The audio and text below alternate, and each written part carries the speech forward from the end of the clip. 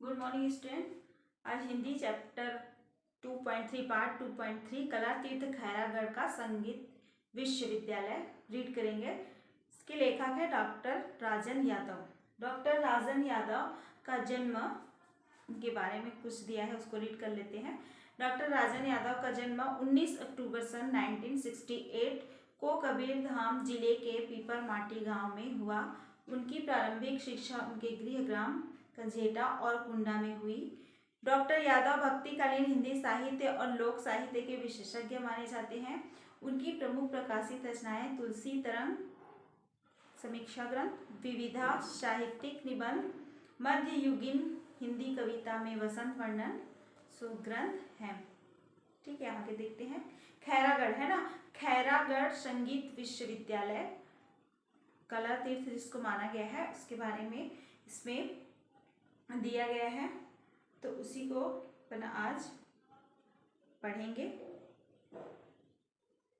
खैरागढ़ भारत के मध्य भाग में स्थित छत्तीसगढ़ राज्य के राजनांदगांव जिले के अंतर्गत आता है। यहाँ का ग्रामीण एवं शांत परिवेश विश्वविद्यालय की कला और कला साधना में विशेष सहायक है ना। खैरागढ़ जो है वो राजनांदगांव जिले के अंतर्गत आता है। यहाँ रियासत कालीन कलात्मक व गुलाबी रंग के महल की अपनी विशेषता है। गुलाबी रंग के महल है खैरागढ़ में, जिसकी एक अपनी विशेषता है।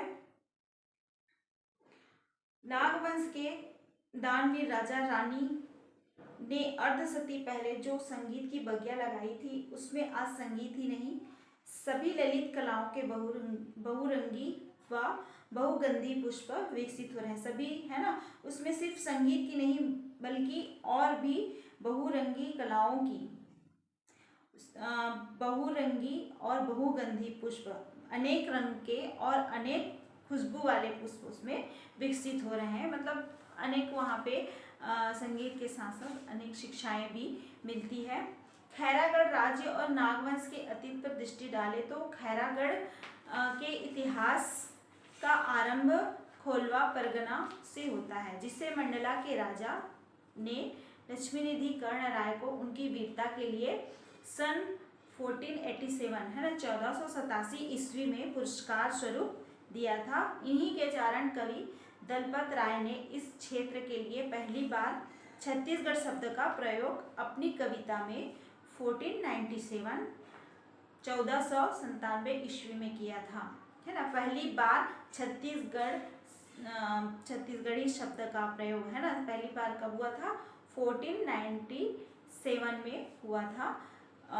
किन्होंने किया था? कवि दलपत राय जी ने किया था।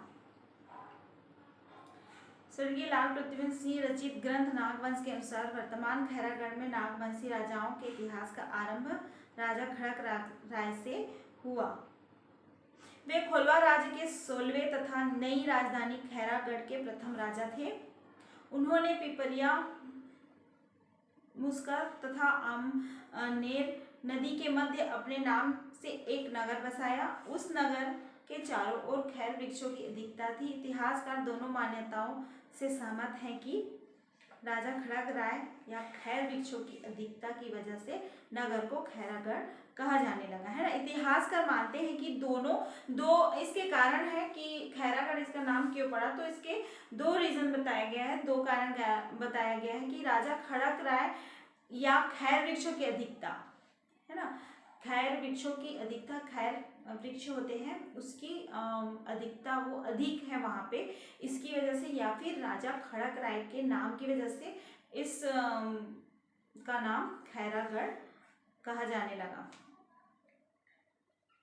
यहाँ के राजा कालांतर में यहाँ के नागवंशी राजा राव सिंह व राजा कमल नारायण सिंह जैसे प्रजावत्सल, विद्यानुरागी, कला प्रेमी तथा साहित्य सृजक राजाओं ने स्वास्थ्य तथा संगीत कला पर विशेष ध्यान दिया।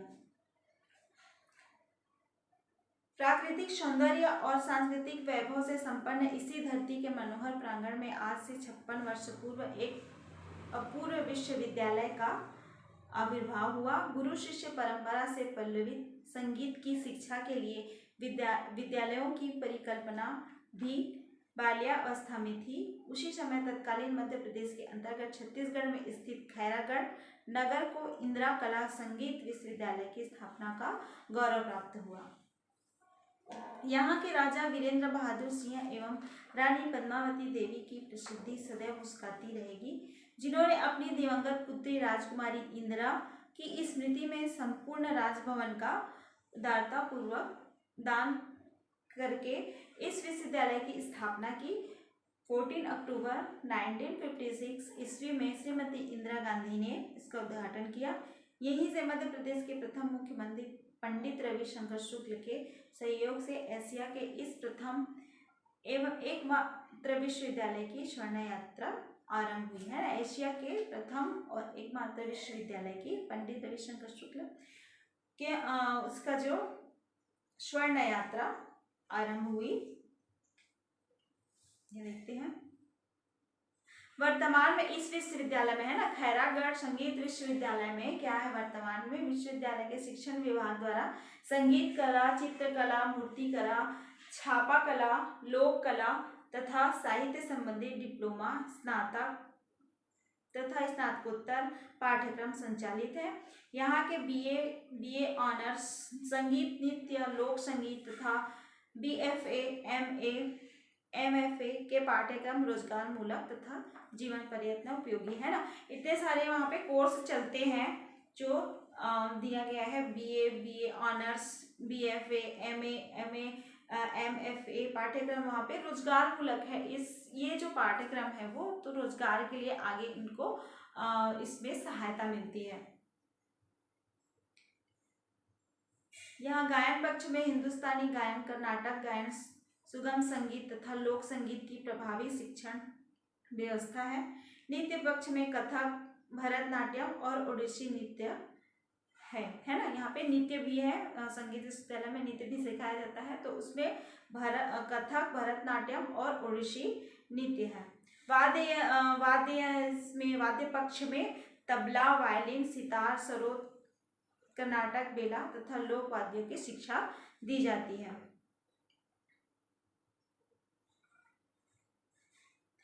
विश्वविद्यालय अनुदान आयोग द्वारा स्वीकृत 2 स्पेशलाइजेशन पाठ्यक्रम bachelor of vocation BO, fashion designing और टेक्सटाइल डिजाइनिंग का पाठ्यक्रम संचालित करने वाला यह एकमात्र विश्वविद्यालय। इतने सारे पाठ्यक्रम वहाँ संचालित होते हैं।